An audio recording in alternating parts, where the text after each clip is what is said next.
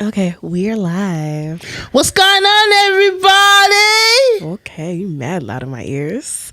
Hi, everybody. Just doing a bit of a live, just doing a bit of a catch up. There's no one in the live right now, but if anything, we'll just have it as a live and then post it later. Yeah, cool. All right. What else? I don't even know what to talk about. Like, this feels so different. All right, no guys, we just wanted to come on here because obviously the past 2 episodes have been like, there was one from the vault episode, which was like a episode we had stashed. Then we had the live episode that we did in America as like an episode for the podcast. So we just wanted to come on here, y'all hear our voices, see our faces, do a bit of a catch up, tell y'all about what happened in the airport, etc., right, Mom? Etc. All right. Okay, do you want to tell them what happened in the airport? I think your version sounds better than mine. Oh, why does my version sound better? I don't think my version sounds better. So basically, we booked our tickets to go to America way back in January. Time ago. Our flight was supposed to be at 8 a.m.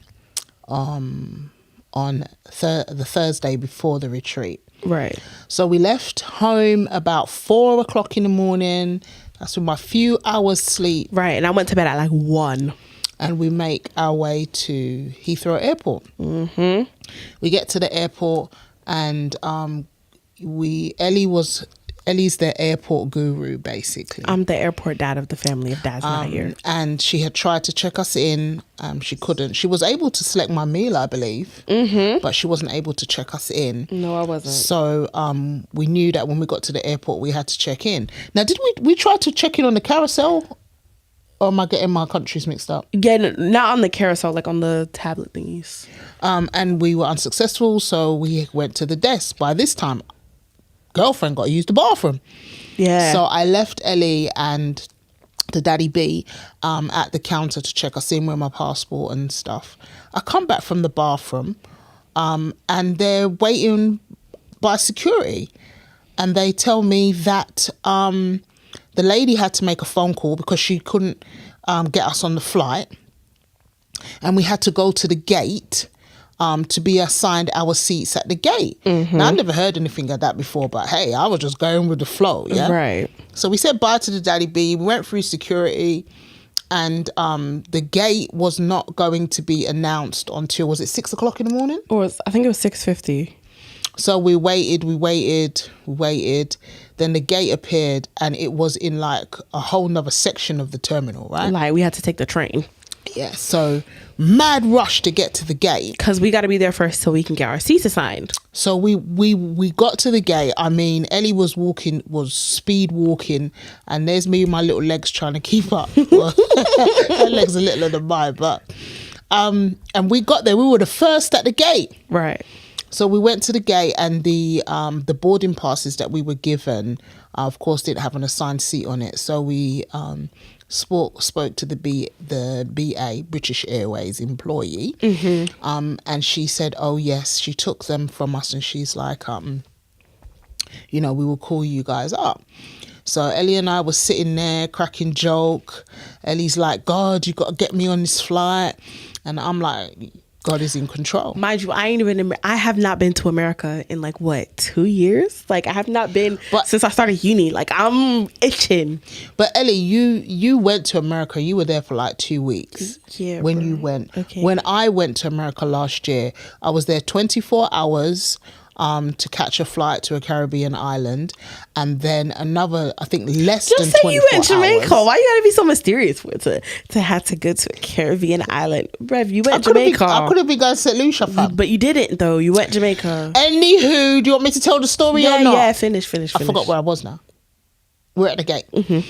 So they start calling groups to board. And I'm like, what are you talking about? We haven't even got our seat numbers yet. They're calling groups to board.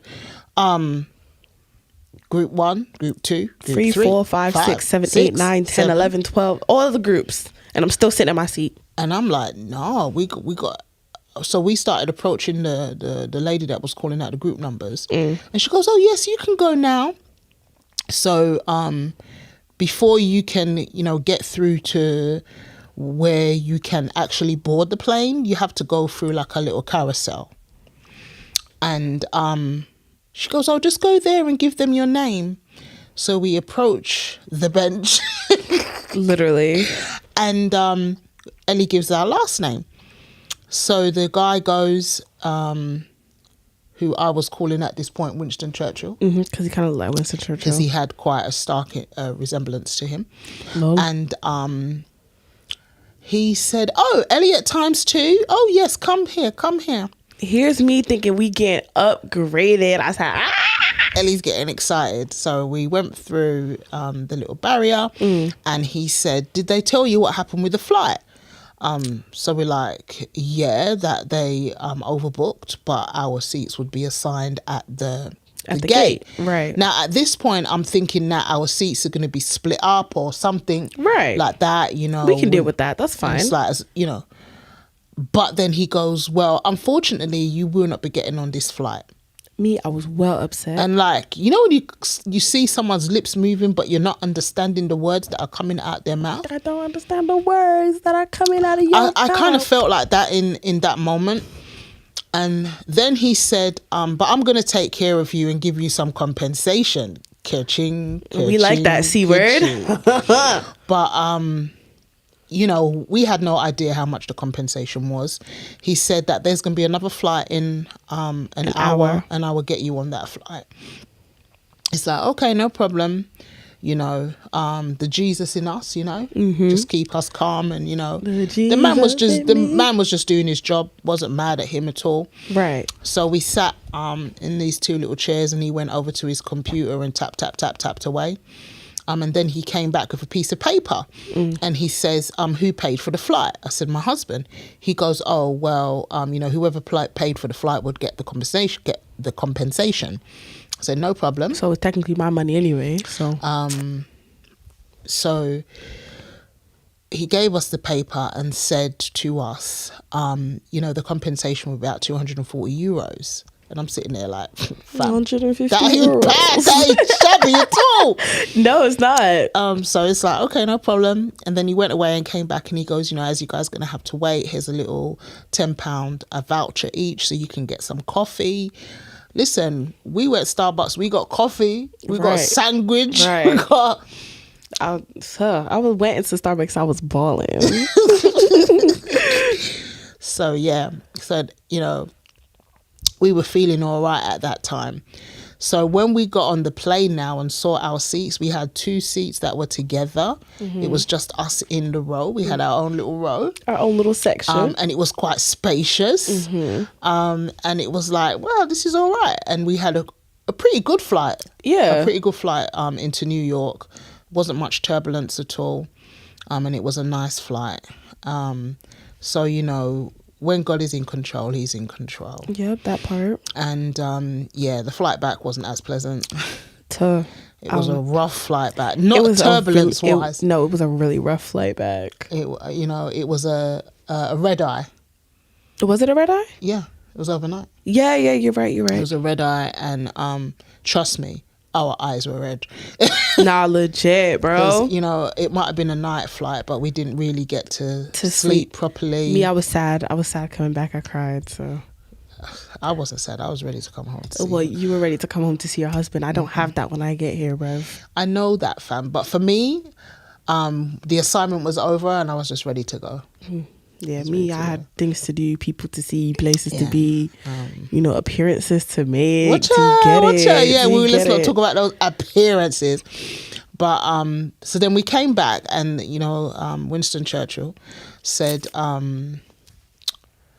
when we come home, that's when we have to look about the compensation. So I think it took us about a week to do it because we were really still on American time. We really were, yeah. And it was just an email, and I emailed and I explained that we were denied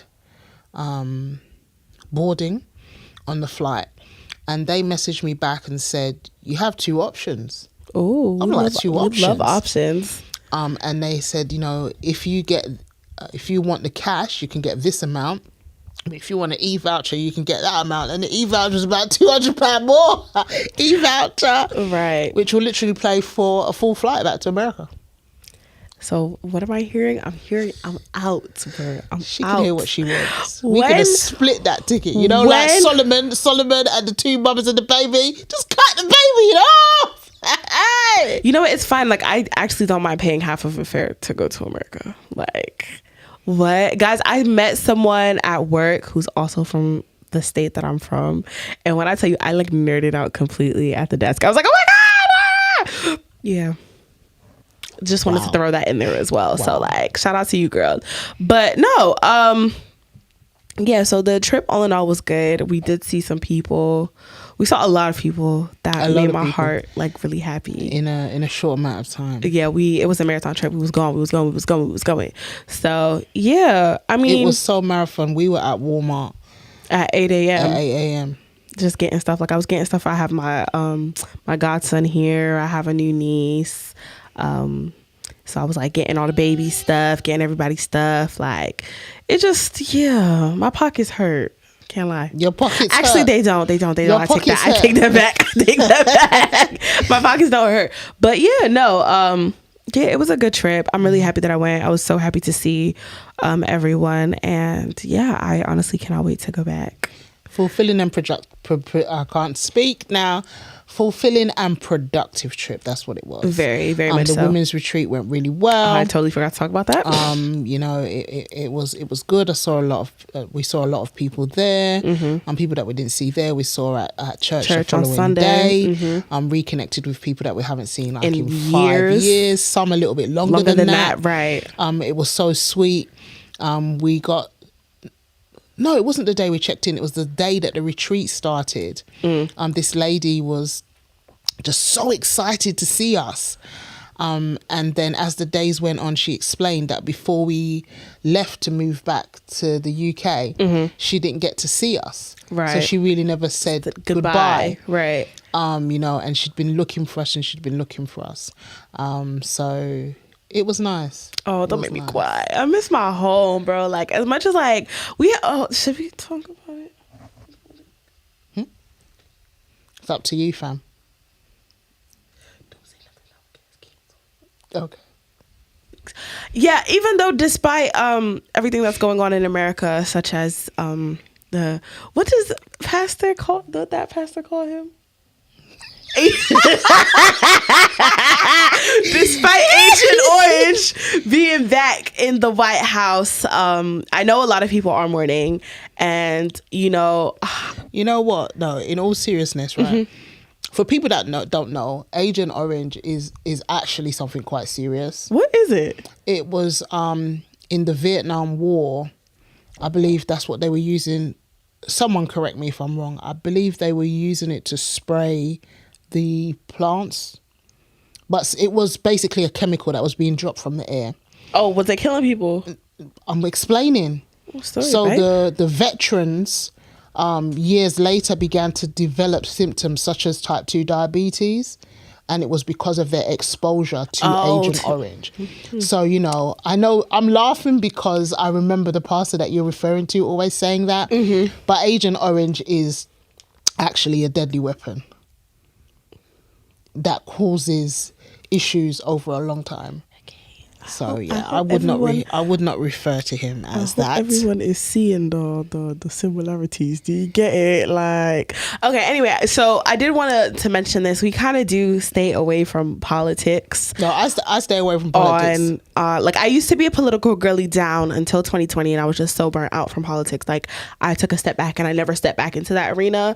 But so I wasn't really closely monitoring this election. I knew in my heart who I wanted to win. Personally, I'm just being honest.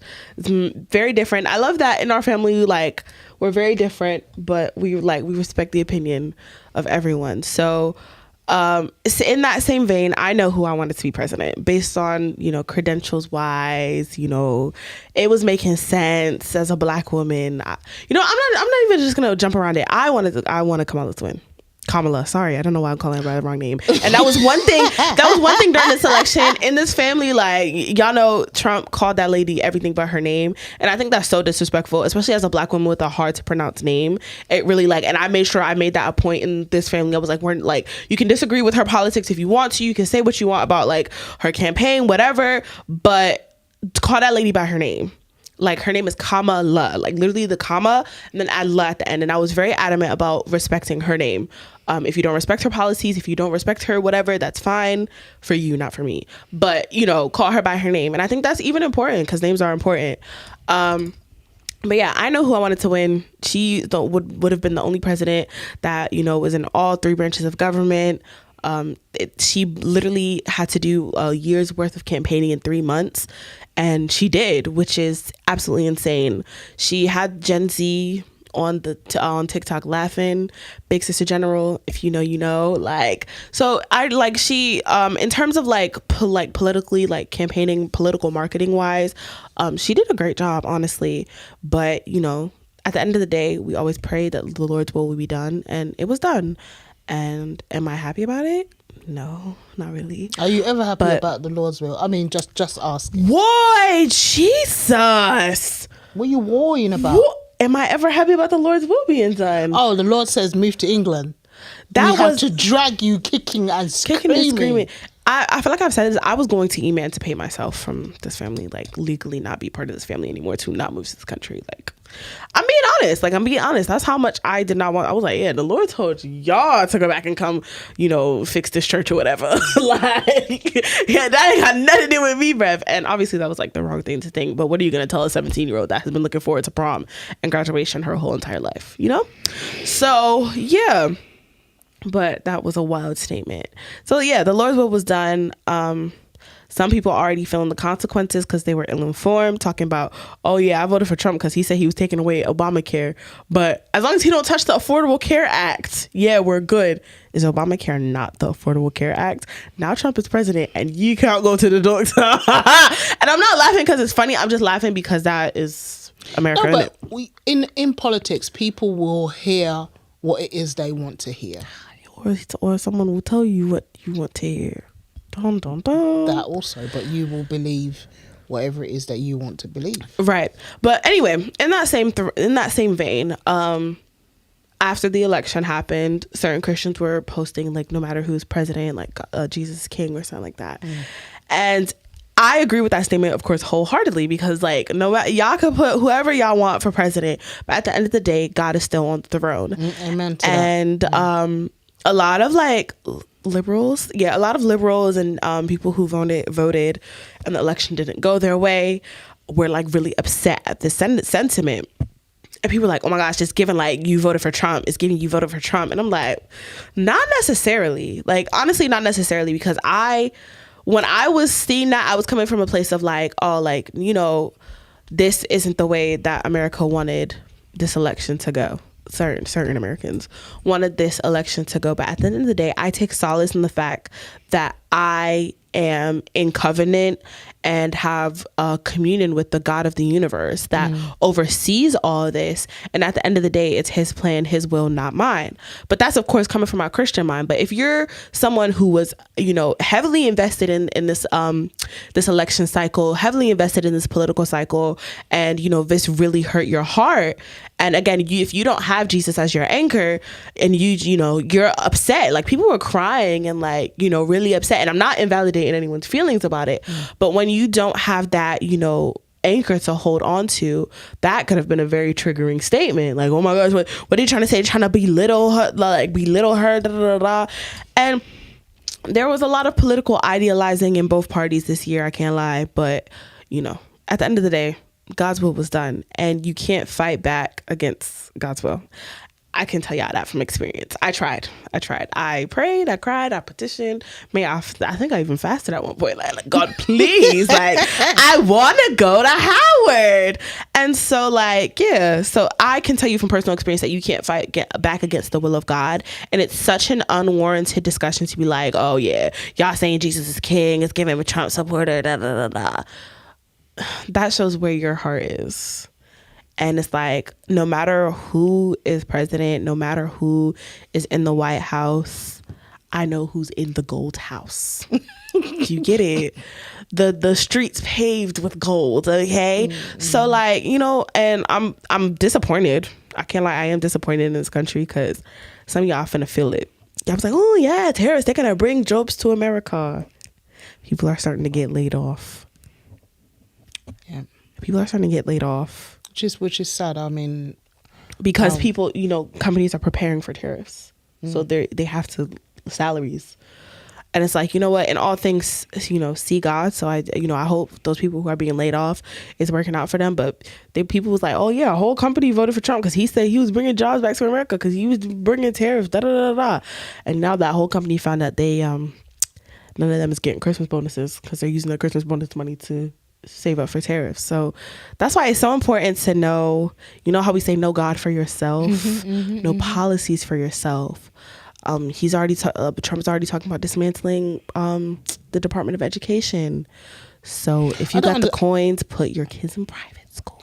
I don't know how that is really gonna work, but yeah. And my heart also goes out to those like families of immigrants, stuff like that. Especially like where we're from a very heavily migrant community. Our city is filled with immigrants. A lot of my friends, first generation, second generation maybe, but we are like really immigrant heavy, if that makes sense, in my city. And so a lot of people know illegal immigrants or kids under DACA, stuff like that. So please, I hope the community rallies around people that need to stay, because immigrants, as an immigrant and as children of immigrants are the backbone of our country, of a lot of countries. We talk about the Windrush on here all the time. That's immigrants. Those are immigrants. And they do the jobs nobody else wants to do. They do the things no one else wants to do. So like, I'm struggling, if I'm being honest, sometimes in certain policies that are going forth, I'm struggling to see God in it.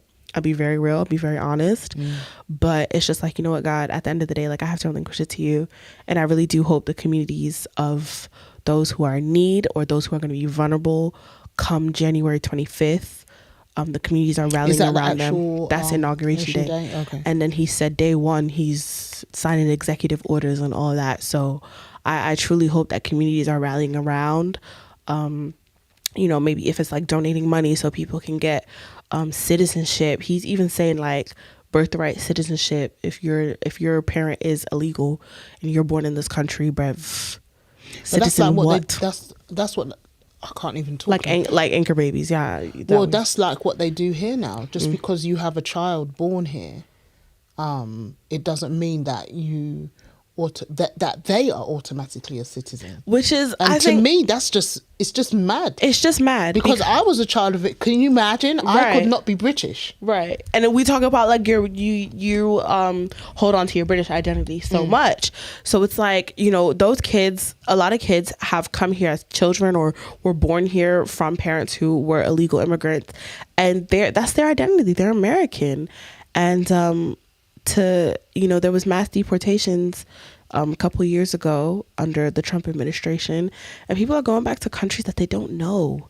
People are going back to places that aren't home. And as someone who I was crying to come back from America because that's home, I can't imagine going to not even like coming to England, because England, okay, yeah, I've been to England before, have family here that I'm close with, to go back to a country where you may not know people, where you may not whatever. So because the thing is, what you do have to realize with immigrants that are illegal immigrants, they haven't taken their children back to the homeland. Right, because they can't leave. Travel. So it's like, yeah, so my heart really does go out, but I'm confident that it will all work out because of the God I serve. And I know that's not what everyone wants to hear right now in a time of sadness for a lot of people, but that's what I have to hold on to for me to remain positive. So yeah, that's my thoughts on it. I haven't said much on, a lot of my mutuals on TikTok are going off, and I have really just been kind of keeping to the status quo, because I wanted to make sure that I say all the right things and make sure that my politics and my faith are aligned. And I'm not saying things, that are misrepresenting Christ, but I also want to be who I am. And, the brain and the heart that God has given me was not feeling that man. But you have to understand that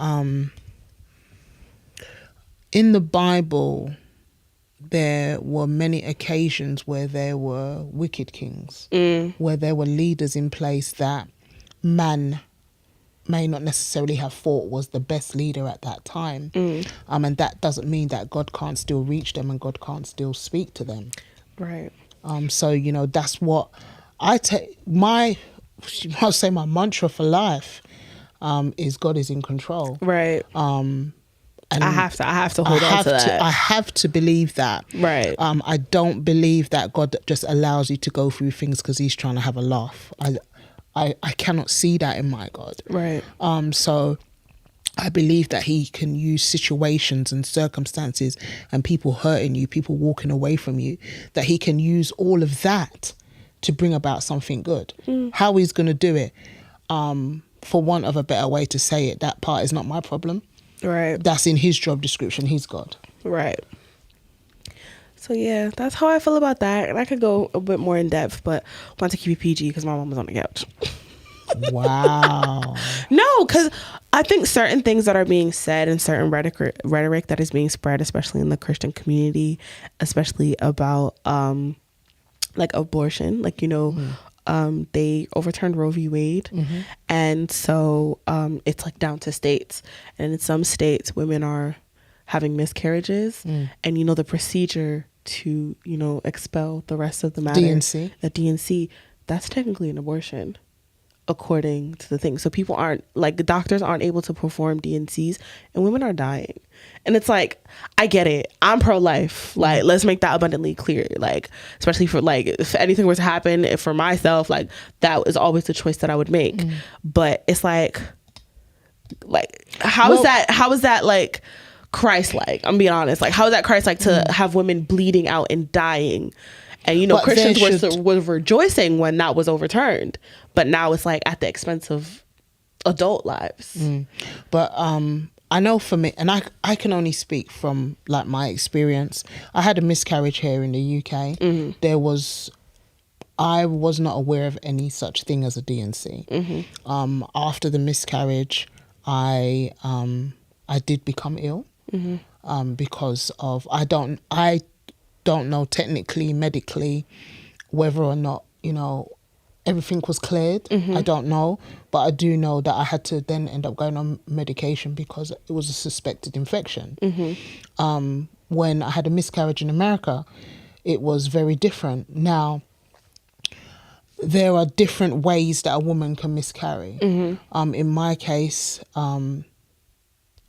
my daughter, your sister, her heart just stopped beating. So it's not, I didn't feel pain, I didn't bleed, so the baby was still inside me, so they had to take her out. And it was a DNC. So for medical doctors, again, totally pro-life, you know, I've said it from the pulpit, I've said it in conversations.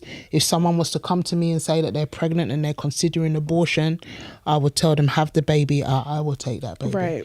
Because I believe in life. No, I do agree. I believe that there should be, I'm not even sure the right phrase to use, but there should be some medical discretion where it can be differentiated between this being done for medical care to save the woman's life, DNC, or abortion. Right. There should be a distinction between the two.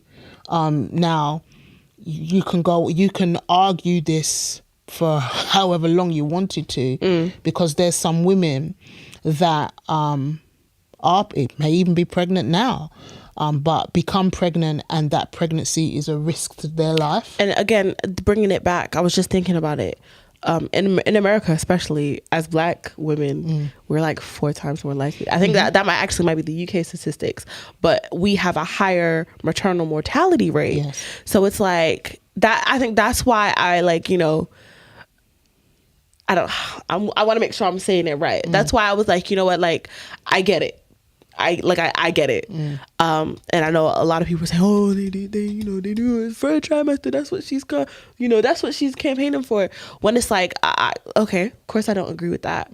But for Black women, like now under this presidency, carrying children, and a lot of my friends are in child rearing years. Yes, a lot of my friends have already had kids. So it's like now, you know, some some of my friends might go and, get pregnant. And I was like, do I have to fear for their lives? Because if something were to happen, and God forbid it does, we're not, we pray that it doesn't.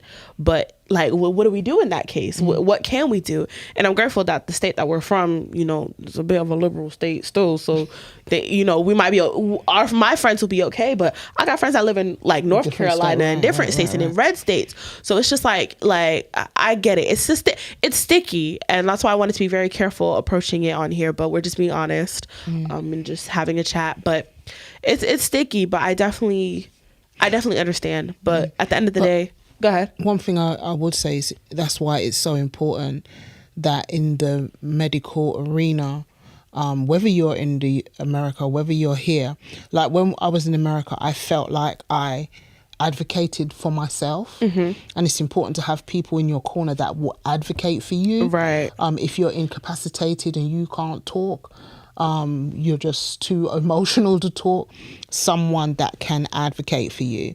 Now, as I said, I thought I advocated for myself in America. You have to fight for yourself here, in this country.